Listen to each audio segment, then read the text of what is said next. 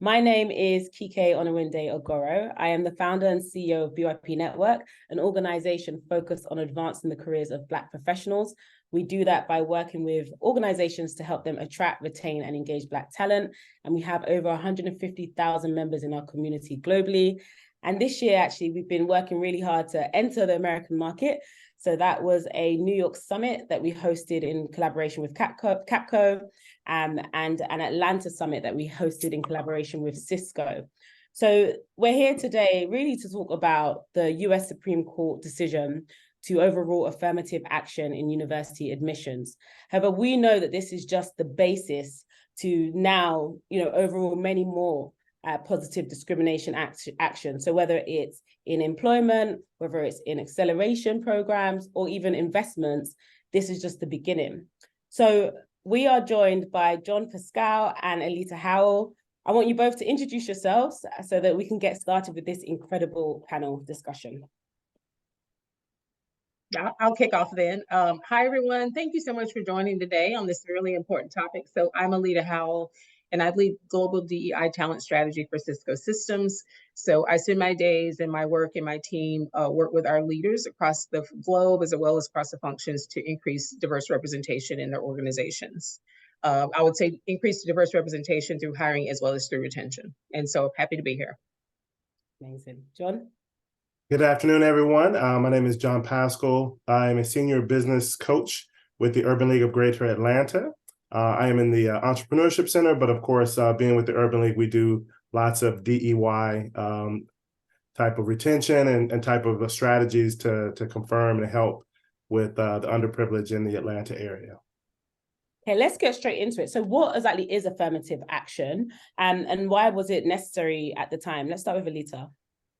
Sure. So to me, affirmative action is really focused on being purposeful and deliberate about hiring, getting more individuals, diverse talent into universities. So it's basically just creating opportunities and giving people a seat at the table who had not previously had a seat at the table. So if we think about, the African-American Black experience specifically in the US and coming out of the history there with slavery, and then with all the discrimination, the Jim Crow era in the South in particular, African Americans just did not have opportunities because of the color of our skin. It wasn't because of capabilities or abilities. It was because of discrimination, basically, which is what out of that came some really, wonderful assets like historically Black colleges and universities, but those were created because we did not have opportunities to attend other universities. And so it was really about being purposeful and deliberate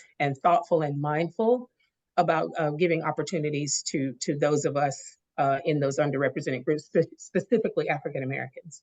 Amazing. So it sounds like equity, right? Like it's about not just diversity and inclusion, but the actual equity, starting many more steps behind other people. Yes, balancing the playing field, so to speak. But again, affirmative action to me is only the beginning of that, because then you got to balance the playing field once you give people that opportunity. Absolutely. John? I definitely want to agree with Ms. Howell, but I would just add to that a lot of the civil rights, movement was about just trying to give us that equal representation. And we, as we saw through that process, the government were forced to come in and to force certain states to follow the law and to follow that process. So of course, affirmative action is just another way to kind of force companies or organizations, universities, to give underprivileged that equal opportunity and that equal representation. Yeah, thank you. And so let's look at why this was overturned, why it was deemed unfair by the Supreme Court. I want to read a quote by Edward Blum. He's the one that actually took Harvard and UNC to court. So he said, "My great hope is that the opinion that comes out of these two Supreme Court cases provides the US with a legal doctrine that can be applied with regards to employment, to fellowships and scholarships, to voting and contracting issues, and that this doctrine will be the beginning of the restoration of the great colorblind covenant, that this has held together this country through very difficult periods of history. That's my hope, that the justices give us something that not only applies to higher education, but also to other very important areas of American life." Aleta, when you hear that, what do you take from that? I mean, I think that, first of all, I actually attended the University of North Carolina for my MBA. So I worked in MBA admissions at the University of North Carolina, also MBA admissions. So I've been on both sides of this. There is an assumption oftentimes, and too often, that when we land in places in a university, for example, that we got there because of some sort of gift, not because we have worked hard. Oftentimes when we get there, not oftentimes, when we find ourselves in those, with those opportunities, it's because we have worked hard. In fact, we probably worked harder than a lot of the other people around us. But we have to understand too, that this is so much bigger than just education, limiting opportunities to education or to jobs. It sort of, to me, goes all the way back to, if you think there were some studies done back in the late 90s, and I think some of them were entitled Workforce 2000. And Workforce 2000 basically sort of identified, situations where people of color were going to make up the majority of the workforce in the, 2000 and after. And we also know that there's, if you look at predictions of the population, people of color in, how many ever years, 20 years, will outnumber non-people of color in this country. And so this is really about power, in my opinion. If you limit education, if you limit access to education, then you limit access to jobs. If you limit access to jobs, you actually fund the penal system.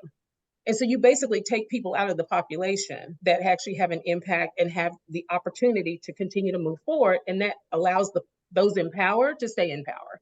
So no, that might have been a roundabout answer, but it's to me, it's so much bigger. There's an agenda here and there's a strategy. There's an agenda and a vision. And then this is really part of the strategy to execute and achieve that vision. It's bigger than just education. Absolutely, I couldn't agree more. And Edward Bloom mentioned the fact that he wants to roll it out across the board.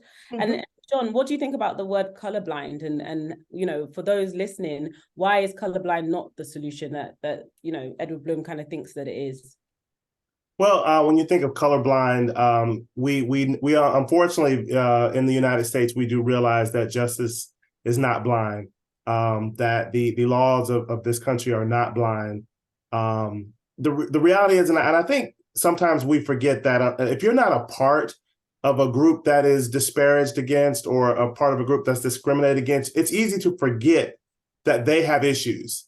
And the reality is that majority of Americans don't agree with affirmative action because they don't have to deal with the realities that there is a need for affirmative action. If you're not a part of that group, if you're not a part of that, then you're going to miss out and not realize that. And I always tell people a lot of the times, there's a lot of things that happen to women, and being a man, they don't happen to me. So I really don't know about it. I don't think about it.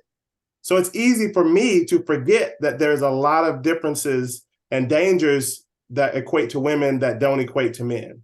And I think if you're not a part of a group that is discriminated against, it's easy to forget that that group is discriminated against. And you don't realize or remember. So it's easy to say, well, justice is blind. Of course, America doesn't think about race. Well, that's because you don't have to deal with race.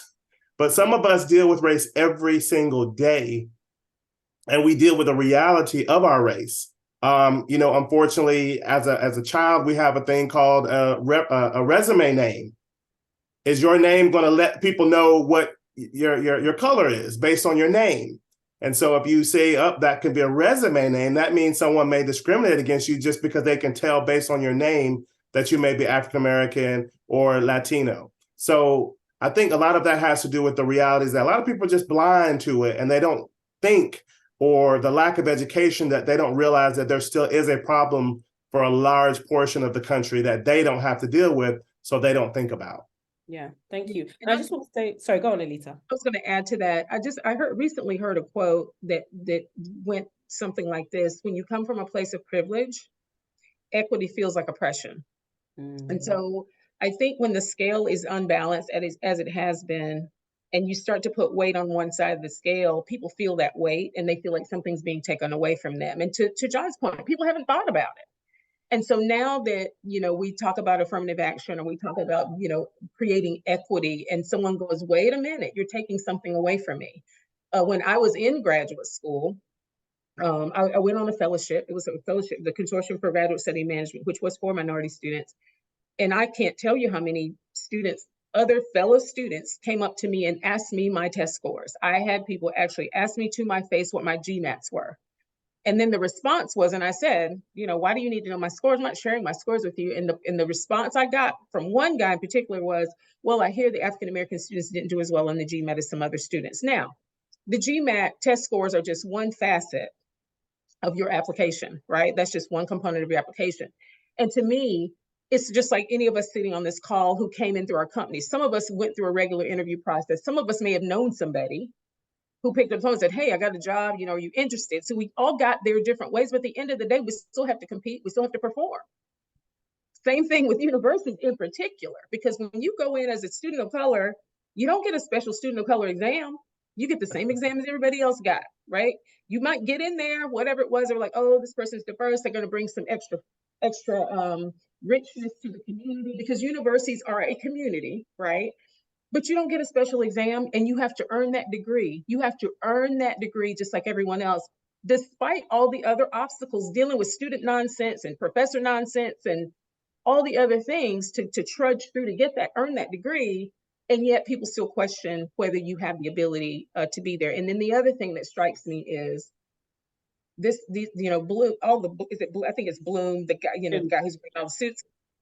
No mention of athletes, because guess what? Athletics bring millions and millions of dollars. So it's okay for them to admit our African-American young men and women for athletics, particularly men for football and basketball, some of the larger schools, they make so much money. Legacies. I've worked in MBA admissions, and legacies are a thing.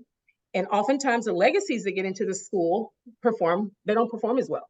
They don't have the grade average. They don't have the grade, exactly. And then they struggle because their dad made a phone call and got them into the school. So there's a lot of different groups, but for whatever reason, well, we know what reason, he decided to point out people of color, particularly African Americans, which is also unique to me because it's really honing in on African Americans in particular. So sorry, I didn't mean to interrupt. I just wanted to add. I mean, I'll stay on this point just a bit longer before we kind of move into kind of solutions for organizations and for universities. So, Edward Bloom went through the route of Asian Americans. So his claim was that Asian Americans are being negatively impacted by racial admission for African Americans.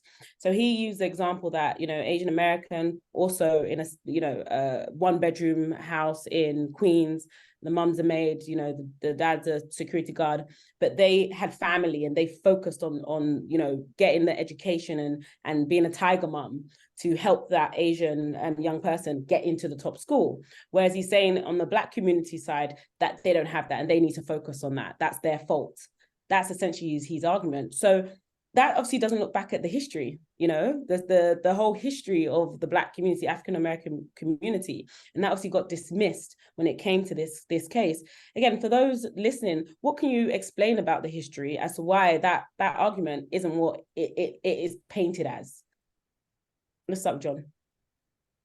Well, I think a lot of and when you go back to that ruling, the Asian American community felt that they could get more children or more people into Harvard if there weren't the affirmative action. And the reality is a lot of times we don't think about the fact that, they only wanted a certain percentage of any race outside of, of Caucasian Americans to come in. So if they only wanted that percentage, they couldn't really come in and thank you. Sorry about that. No worries. So I was sorry about that. But the reality is that they really could not, if they're only going to get a certain percentage, that goes back to, again, the racism and discrimination, that they were only putting certain percentages on every group. So opening up the door to say we shouldn't look at race at all, they're thinking they'll get more into the school, but the racism has not changed. The discrimination has not changed. And that's a thing that unfortunately, sometimes you get caught up and you're allowed to use your fight to help discriminate against others, when in reality, your fight's not really going to help you to the point that you think it is. Yeah, it sort of goes back to the idea of, African Americans just being less than, right? Like there's an assumption, and I'll go back to my own experience in graduate school, the assumption that I took your spot. that the reason that your friend, and that was also said to me, the reason that your friend didn't get in is because I took your spot. Well, what about the legacy person that came in who's, again, barely, their application barely got read because they were in a separate folder. Wow. There are separate folders. There are color-coded folders, all of those things where admissions people can't even make decisions on certain individuals without making a call to the sponsor. Just being very, very real. To So your why did that point, person take your spot? Sorry, go ahead, John. Oh, I was just gonna say, to your point, I've met many people I know who did go to Ivy League universities, and again, they had that same experience of where people were challenging their right to be there or their intelligence. But in the end, it came down to a lot of the legacy were the ones who had that struggle and could not handle the workload, whereas they were the ones to come in and question and say, oh, you're here only because of affirmative action, or you're here because of not on your merits. But then again, like you said, when the reality came in and it's time for those grades to be graded, they couldn't compete because they were only there because of legacy. Yeah. That's exactly right. Like professors take the names are now no longer even on the essays or the assignments and things, right? And things are virtual now, so it's a whole different grading process. So that doesn't give you any benefit on the back end. Once you get into the school, you still got to do the same thing that everybody else. Still got to do the work. Still got to put in the work. That's right. Yeah. This is great. So I feel like we've laid down the foundation of what affirmative action is, what the ruling was, and kind of the background story for Edward Bloom's claim. But what does it now mean for universities? What does it mean for Black students? How should they feel? What should they do? What's the current energy that's going around right now? I just feel like students need to continue to bring it every day, to understand that we are under attack. This is an attack. It's an attack. And so understanding that, to whom much is given, much is expected. And so when you get that seat at the table and you get that opportunity, when I went to undergraduate, I was the first person in my family to go to college. I came from a small town in North Carolina. My main objective first semester was to not flunk out. It just was like, just don't go back home, right? So knowing that sometimes there are unfortunately people out in this country who have an arrow on our back, who feel like we've taken something from someone, who see the world as a pie, right? If I get a slice, that means you can't get a slice, right? Maybe you can make the pie bigger and everybody can get a slice. And so just knowing that and just continuing to compete, to perform, to push forward. And to this is nothing different. We've always been under attack, to me, especially people of color in this country. And the attacks just continue, they just change, right? It's like Joe Madison, I listened to Urban View, Joe Madison, and he says it's now Jim Crow Esquire. So it's just a different version. Wow. John? I definitely, I agree 100%. A part of it is that, a lot of it really comes down to education. If we're not trying to make sure that kids know all the avenues that they can get into college, then they're going to only see that, oh, well, this one thing is gone, so there's no way for us to get there. There's still lots of avenues, but we have to make sure that we educate the youth to let them know that there are other ways to get into universities, to get into colleges. And just because you couldn't get into your first choice does not mean you can't get your education. And so we have to continue to push that.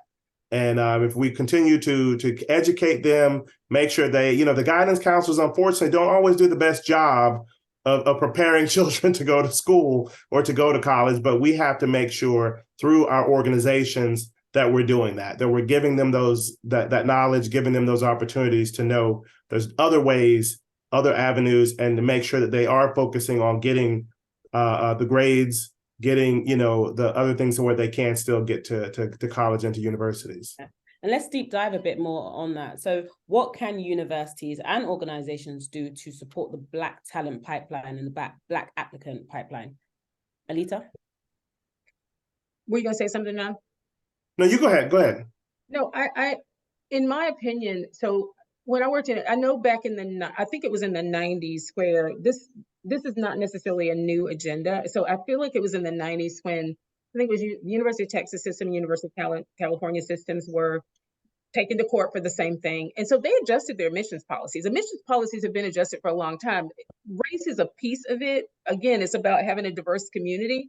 But the race has not been a factor, a factor in admissions for a very, very long time, because universities were like, you know what, let's not, let's make sure that we, you have to look at the whole person and then what they add to the community. So it's a bit of a misnomer to think that, that that's what universities are doing. I do believe, though, that most admissions folks, and again, when I sat in the seat,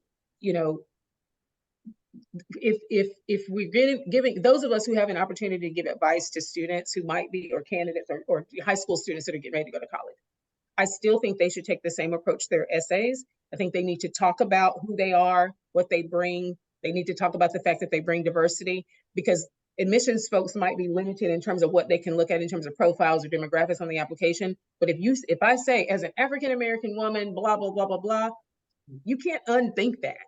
Right? So if the admissions person is reading my application and I bring forth who I am, that's who I am. So I think it's going to be a little bit more on those of us who understand the process and gone through the process to ensure that we encourage those students who are applying for admissions to make sure they put their whole selves into that application. I was advising a young man a couple of years ago, and I read through his applications, and nowhere on there did he say anything about being African-American male. Nothing. And I was like, why don't you talk about your experience or what you bring to the campus? Because at the end of the day, the admissions committee is looking to bring, it's almost like you're building this culture, this campus culture. And so if I can talk about, I started an organization, or, I come from a family that, where, I'm the first person who went to college, or whatever it might be, and that enriches the university. I think that's what it's going to be. It's going to be a little bit more responsibility, I think, on the student to make sure that they share who they are. And I'm hoping that admissions people will continue to, take that into account. Again, you're not admitting them based on race. You're just including their diversity and their experiences as a part of that process, so that you can enrich your own campus culture. John? Absolutely, I definitely agree. And the reality is this country was founded on diversity. This country was founded on bringing different people of different cultures to create the American culture. And our culture is a blend of so many different cultures. And I think that's what makes America so unique. And I think that when we get away from that, we lose a lot of the creativity, a lot of the great things that we brought to this country. And we want to make sure that we include that, because the colleges, the universities, they're going to want to include African Americans, Latino, Asian. All of that's what's going to make a great, because you can't have a great education if you only stay in this box. You're not going to get a well-rounded knowledge if you only stick with this information or from this group. I'm only going to read this book, and that's the only book that's going to teach you everything you need to know. It's not. So you need more. You need more culture. You need more, knowledge to help you to become a well-rounded intelligence. The more studies you read, the more books you read, is the better diversity of your knowledge. And I think we're putting ourselves in a position where we're only focusing on one aspect of life, one aspect. And I think colleges and universities, in order to get the most intelligent, the most well-rounded students, and to pride themselves on what their students go on to do, they're going to need to get that diversity. Yeah.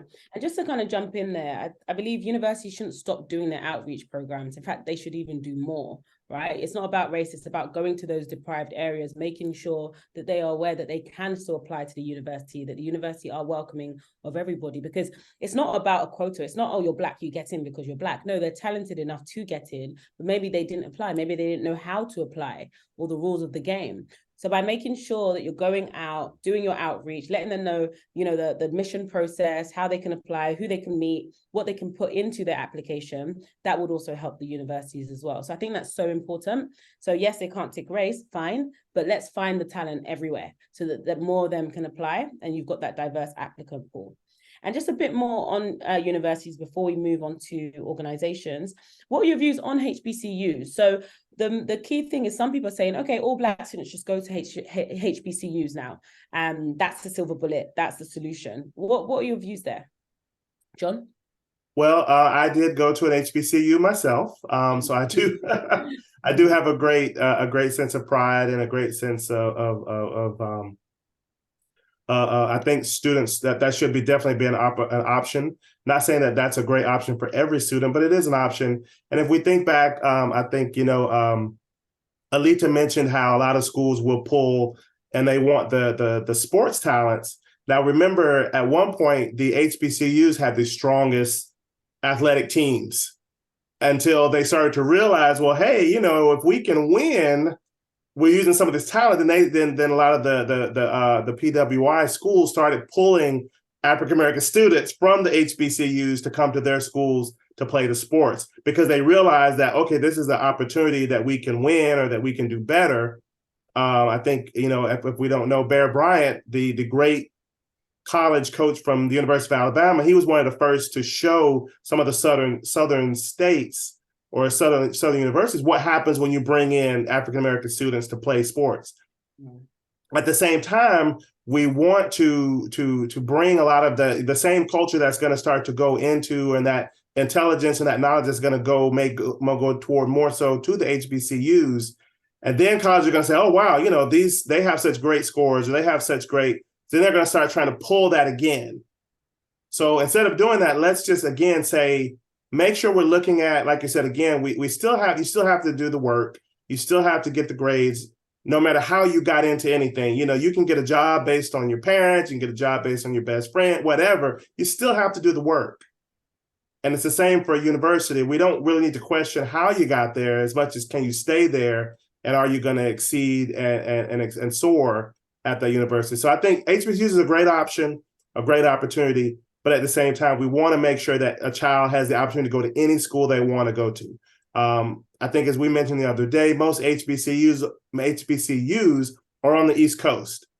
So that may not be an option for a student who was admitted into college, has the grades, but doesn't have the funds to go across the country from Oregon, from California, all the way to Georgia, all the way to North Carolina to get that education. So we want to make sure that we keep it open, because not everybody has the ability to travel across the country to get their education.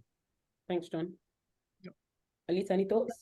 I would agree. So I actually went to two PWIs. I got my undergrad degree from North Carolina State, and I did my MBA at UNC Chapel Hill, and decided to go to North Carolina State in 9th grade. So that's the only school I applied to. That's just where I was going. I believe that HBCUs are amazing, and I love the legacy, serve an amazing purpose for our community and other communities. And that's sort of another example with affirmative action. HBCUs are not just limited to Black students, right? You can be, other students are able to attend HBCUs as well. But I feel like both have their places. I think that students need to continue. Those, as John said, those who want to go to HBCU should have the ability to go there. And those who want to go to PWI should also have the ability to compete to go there.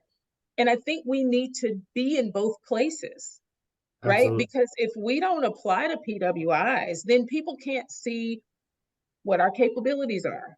That, you're sitting in the classroom right beside somebody else who doesn't look like you, and you're able to get the grades, and you're able to earn the degree, and you're able to do all those things too. So if we all happen to migrate to HBCUs, we miss that opportunity before the workplace to demonstrate what we can do. And again, we still need to support HBCUs, because I don't think that legacy should never go away. That history should never go away. So rich in culture, and all the amazing people and talent and individuals and inventors that have come out of HBCUs, but we need to be in both places. Yeah, I couldn't agree more. And that's a great segue to talk all things organizations. So there's one point there, right? There's if all Black students are only at HBCUs, they now get a job into, the world of work, and nobody looks like them. How would they survive in that? How would they thrive in that? And I guess for organizations, would they even be looking for diverse talent if they have been in an environment where they don't see other Black students and think, oh, they're not really in those right environments, they're not talented enough to be in the room? So I guess on that, what can organizations do to really deep dive into diversity and inclusion, knowing the current climate that's going on? John, you want to kick off? You want me to? Oh, no, go ahead, ma'am. I took the last one. You go ahead. I feel like companies need to walk the talk and stay the course. And so, we all saw what happened in 2020 in the aftermath of George Floyd. And there's some companies that were already on the had their journeys well underway, but so many companies came out and it was like the flavor of the month. And I don't mean to minimize it. I'm just saying it was like, this is a thing to do. This is a cool thing to do. So people came out and they did press releases and made announcements and committed funds. And a lot of that money never got spent. And a lot of those commitments have been pulled back. And so I think companies need to continue to lean in to lead, the individuals, the citizens of this country.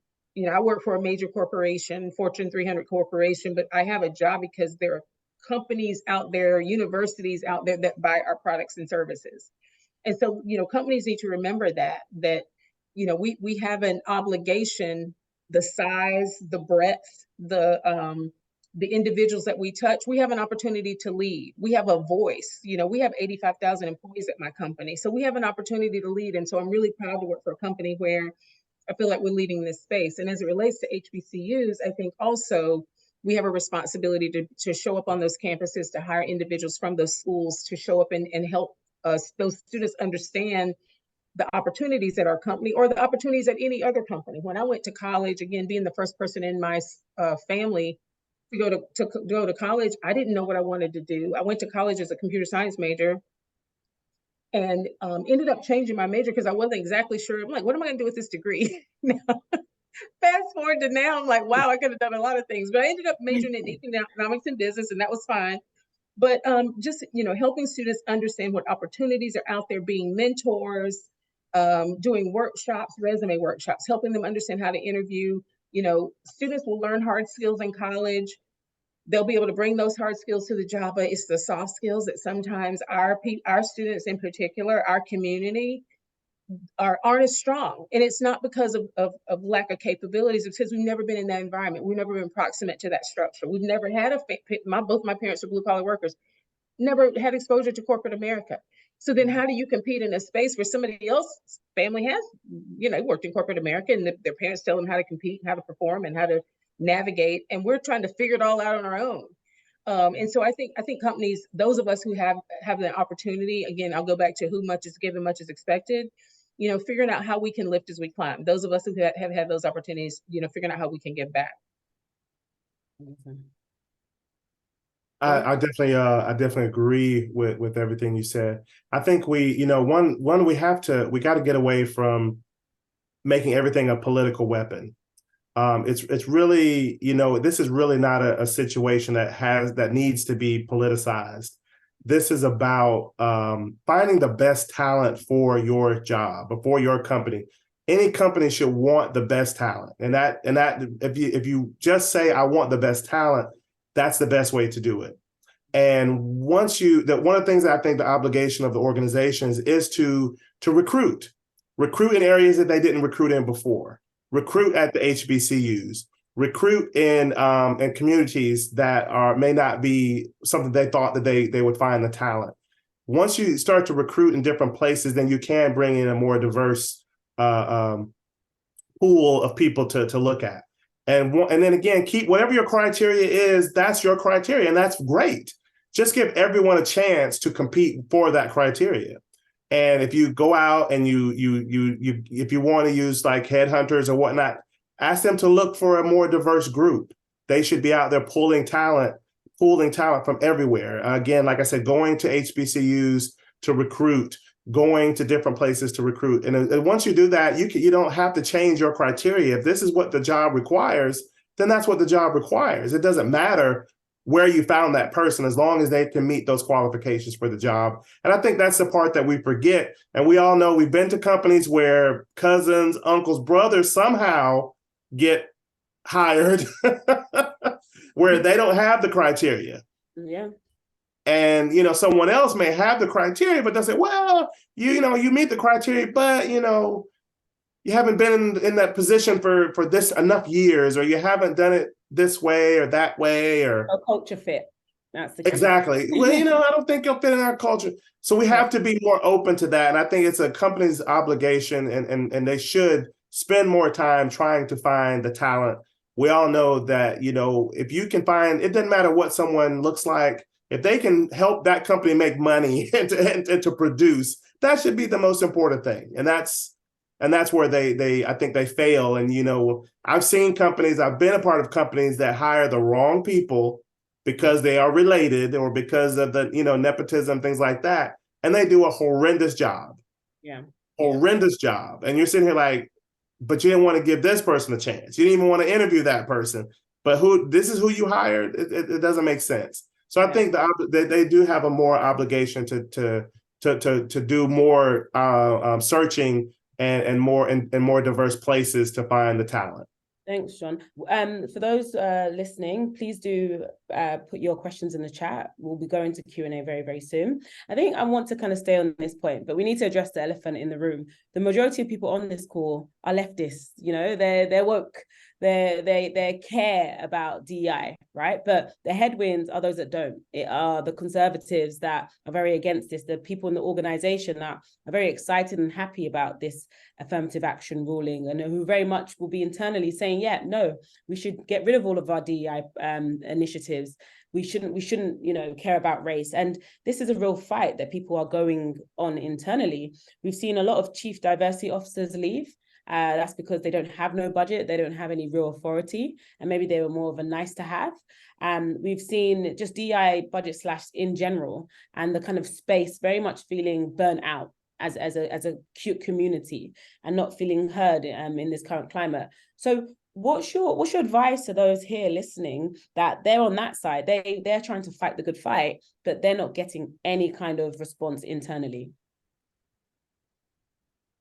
So I'm going to borrow a quote from Caroline Wanga, the CEO of Essence. And the quote is, if you can't be who you are where you are, don't change who you are, change where you are. So I think there's two sort of avenues. I think one is, you know, if we find ourselves in situations or companies where we can sort of see the light at the end of the tunnel, it's just because change is hard. Change is so hard. This work, DEI, I work again in the DEI space, and this is hard work because you have a lot of allies and advocates. It's not the allies and advocates that are the tough part. It's the one or two folks that are sort of like, I'm going to go kicking and screaming. Exactly. And so I think, but if we find ourselves in organizations where we see that we're getting some response and we're getting some reaction and we're getting some positivity, it's just going to take us a while, then I think it's worth the fight. I think if you're at a company where nobody's going to change, nobody's interested, you know, we had some money, the budget got cut, and if you are passionate about this work, I think you need to reconsider, you know, where you are. If you really want to make an impact, how do you find an opportunity where you can make the impact, and maybe you need to make that impact someplace else, because you know, you're never going to get 100% of the folks on board. But like, you know, when I talk to leaders, and it's sort of going back to the last question, when I talk to leaders about, you know, I get the question all the time, how do we get more diverse representation in our organization? And then you thinking about what, as John was saying, when you think about a candidate, oftentimes in our minds, we have the ideal candidate. There is no ideal candidate for a job, first of all, because that's part of the challenge that we're trying to or part of the thing we're trying to address is some of the old norms, you know, that we're having to sort of rethink, like the ideal candidate. Well, the ideal candidate for me in a job probably would look like me and be like me, because I'm like, I'm awesome. So why would I hire somebody just like me? So you say, right? So they need to go to the same school I went to. They need to go, you know what I'm saying? Like we think of ourselves as the ideal candidate and the model. Therefore, the person who follows me needs to be like me. And no, it should be a cultural add versus cultural fit. I shouldn't hire somebody who just looks like me. When I worked in MBA admissions, my dean, one day I was at, before he came to the MBA program to run it, he ran Sara Lee. He was the CEO of Sara Lee Foods. And I asked him one day, you know, what did he attribute his success to? And he said, because I always hired people who were smarter than me. Absolutely. And so I think that's what leaders need to think about. Like, how can I bring somebody in who brings a different perspective? University is the same thing. How do we bring in people with different perspectives so we can continue to drive and be innovative and transform our company and our culture? Those companies who don't do that, I guarantee you will not be around, because there are studies and all that research that says companies that have more diversity do better, are more financially, you know, successful, all those things. And those companies who are like, nope, we want everybody to look like us, they won't be around. Yeah. Yeah. Wow. Absolutely. I agree 100%. I think the reality is if you're never going to grow, you're going to always be stagnant if we all have the exact same beliefs, the exact same ideas.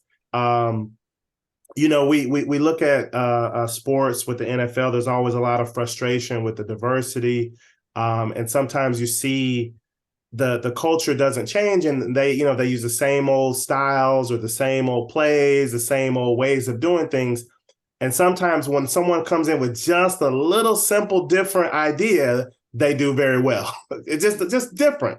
Mhm. And I think as long as you're willing to bring in that diversity, that's going to give you options. And you don't have to agree with me, but just be able to prove and explain your point.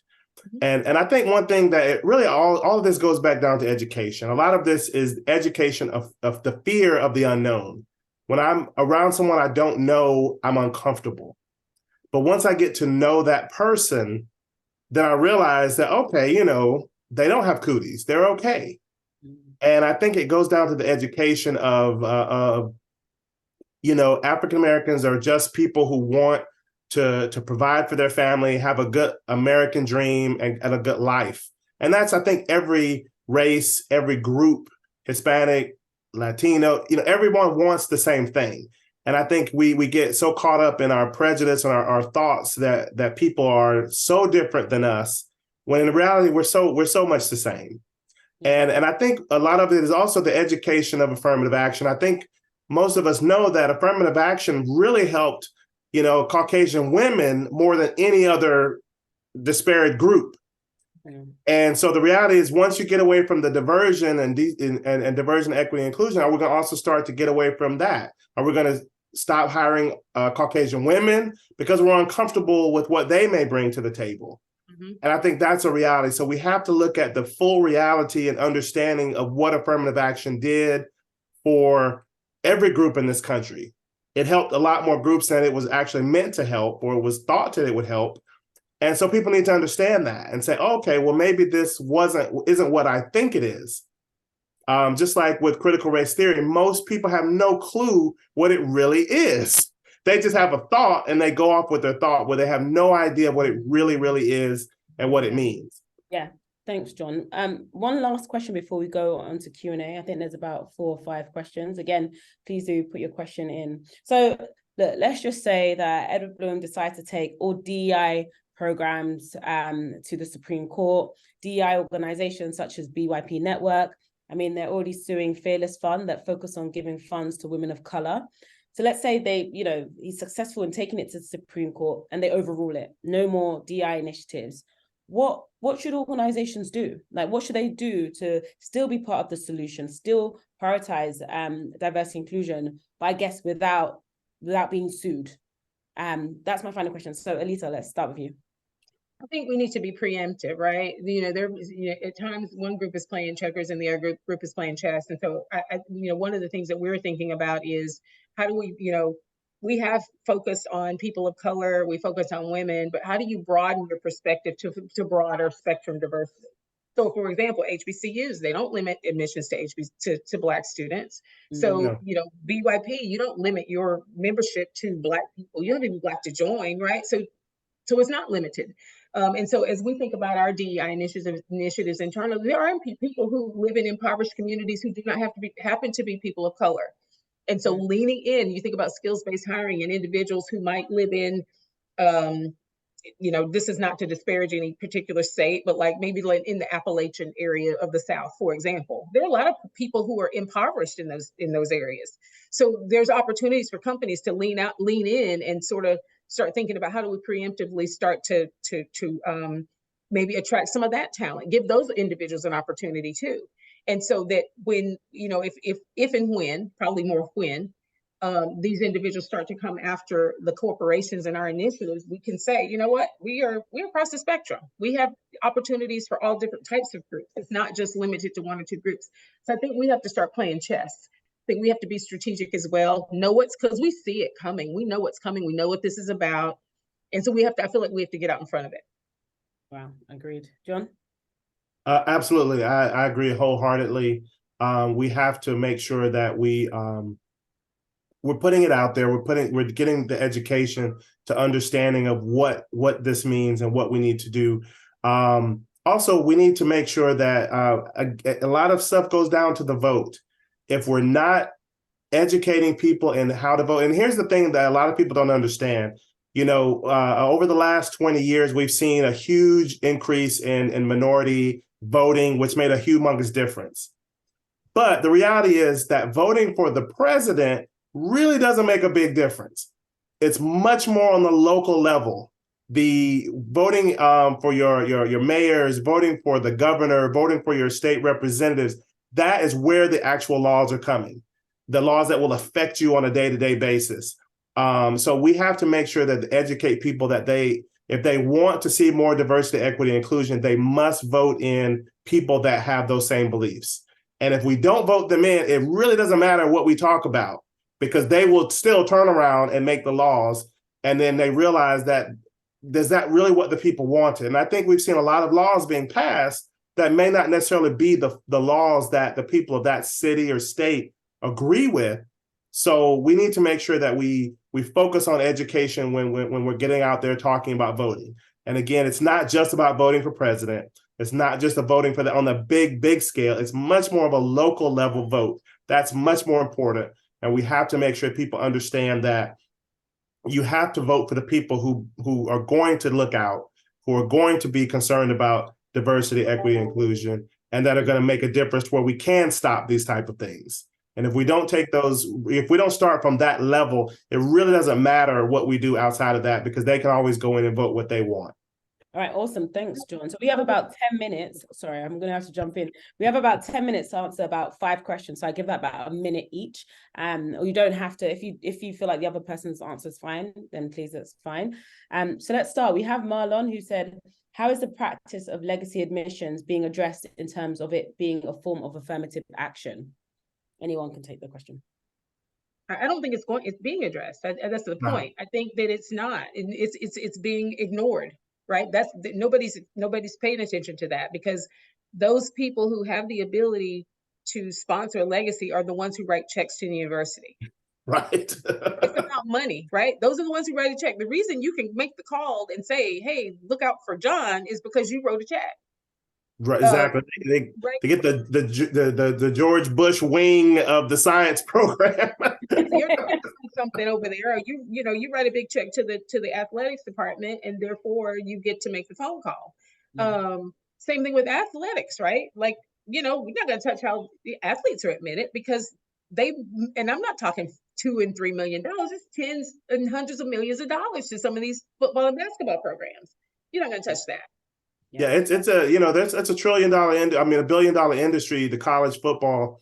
And I think we can see that just getting an education is really not what they brought them in there for. I mean, I think if we can go back and look at Herschel Walker was a player at Georgia, we can tell from some of the things he said that they didn't really focus on education for him. So I'll just jump in there. I actually was a student at University of Florida. I was on a track and field scholarship. So I went in as an athlete. I also got the grades. I also did all of that stuff to get in. However, I did notice that a lot of the athletes, they were always in the kind of tutor rooms. They were always underperforming. They were on courses like, I don't want to say names of courses, but courses that didn't hold that much weight, or they were dropping out. So it wasn't about the education. It was definitely about the sport. And I also saw the names on every single building with somebody's names. And that doesn't happen in the United Kingdom, like not so obviously anyway. So I was so surprised that every step I took was sponsored by somebody.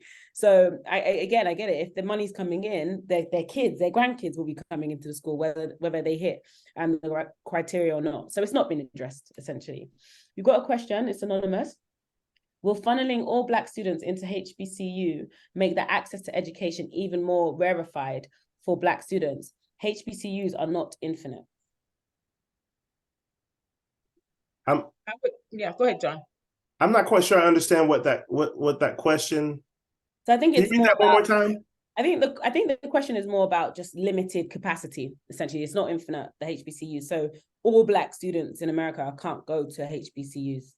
No. Again, everybody has a different path. Not everybody has the HBCU path.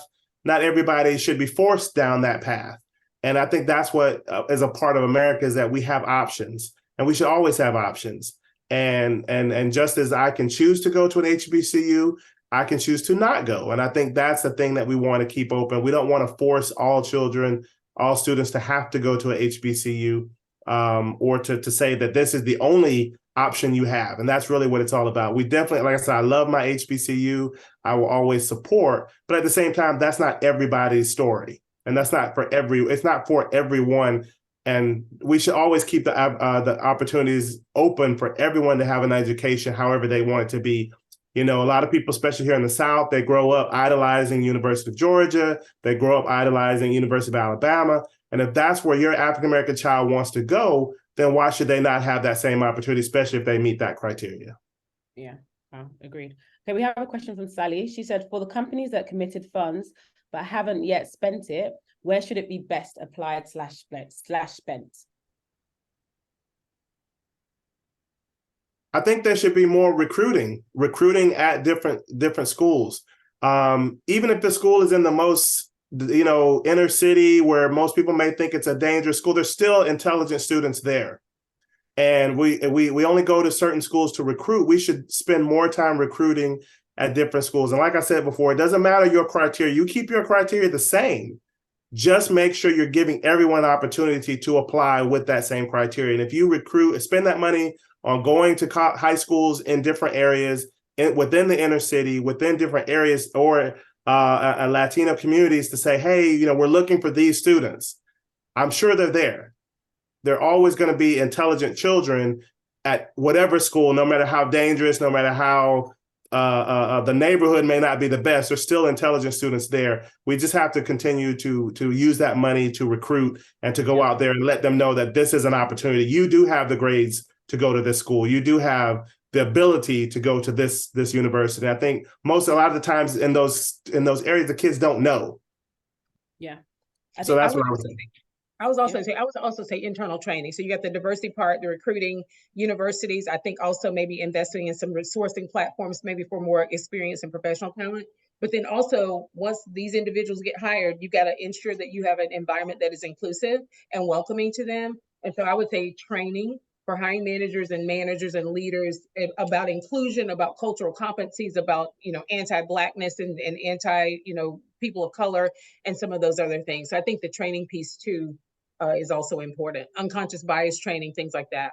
Yeah, great. I feel like that feeds well into Sam's question.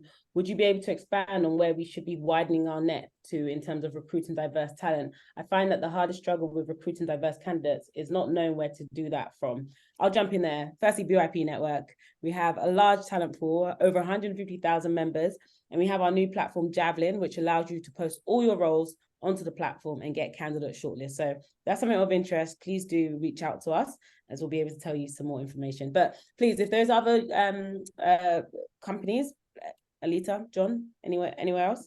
Any organization that is out there, NAACP, Urban League, any of these organizations, they can help guide you and point you in the right direction.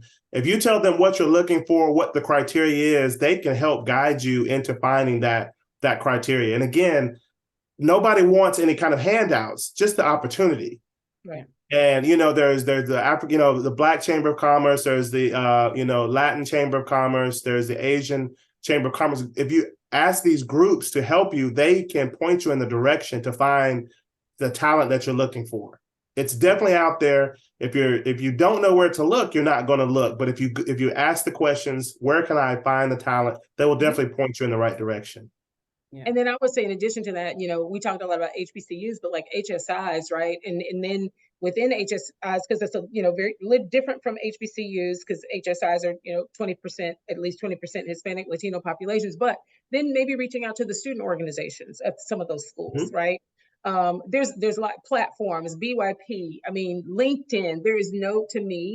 There's no shortage of opportunities to find talent. And to the point, the question you asked earlier about, if your budgets have shrunk and you really don't have a lot of money, that may be a place to start. Like maybe you can't get on the road and be on campus someplace, but you can always access a platform, the BYP network, or maybe just another platform to source talent, LinkedIn, whatever it might be, just to start there. Yeah, agreed. And of course, next year we'll be in 6 cities. So New York, Atlanta, DC, LA, Chicago, and Dallas. So we'll be out there. We'll be doing our summit out there. Again, thank you, Cisco, for Atlanta. Awesome. And we've got one final question before we start to close off. And again, thank you everyone for joining. It's been an incredible talk. So the final question is from Daniela. She says, can you talk about retention of folks of color? I find that it's easier to recruit and welcome them in, but eventually management isn't prepared to lead diverse teams and end up pushing or firing their employees of color.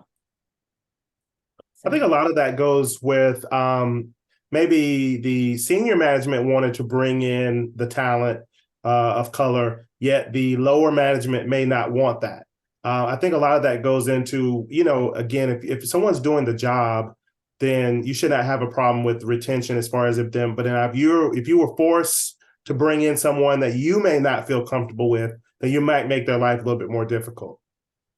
And I think we need to just say, in corporations and companies, if the senior manager makes decisions, they need to make sure that they're not only putting in a decision implementation, but education around that decision, around those policies, to make sure that the lower management is on board. Otherwise, they will make someone's life difficult and they will run them out per se. Yeah. And I would also say just leveraging, employee resource organizations. So for example, we have our Conexion, which is our Hispanic Latino ERO, and our Connected Black Professionals. I think those organizations can play a key role in offering development opportunities, workshops, bringing in speakers and things if you have budget to help support. In addition to leaders, certainly need to support talent. We have an initiative called we have proximity, we have reverse mentoring. To John's point earlier about getting more proximate. Part of the challenge, I think, that the reason we're even having some of these conversations is because we're not proximate to each other. We all sometimes live in our own bubbles and we don't get out to know other people of other cultures and understand the other cultures.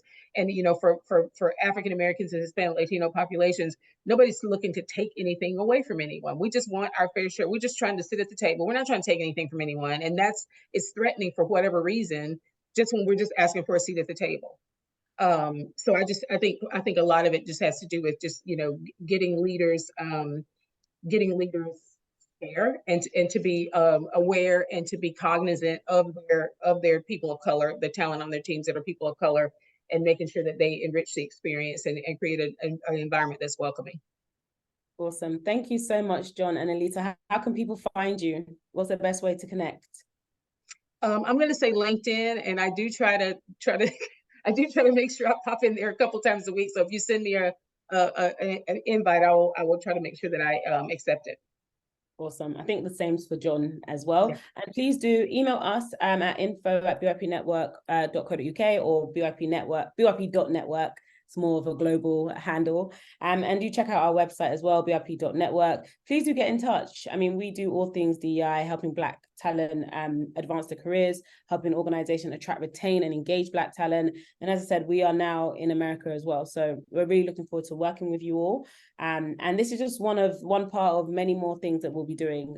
But it's all about educating those that we work with. It's all about making sure that we're all fighting the good fight together. So I want to thank you all for joining us today. And thank you, John and Aleta, for your time. Thank you, everyone. Look out for a survey and the email with the link to this recording as well, so you can share within your organizations. Take care, everyone. Thank you so much. We appreciate it. Bye.